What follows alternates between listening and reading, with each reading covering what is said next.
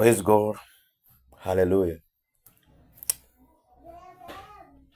How are you, ministers of God? Kuna hawa minister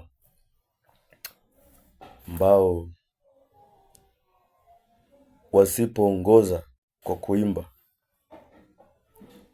naona kama hawawezi barikiwa.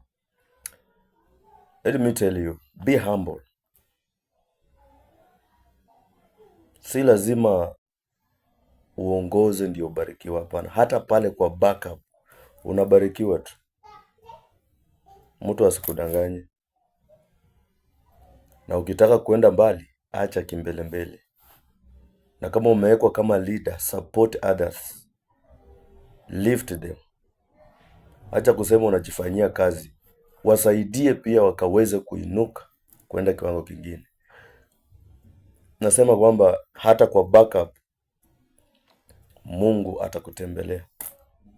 Sio lazima uimbe, uongoze.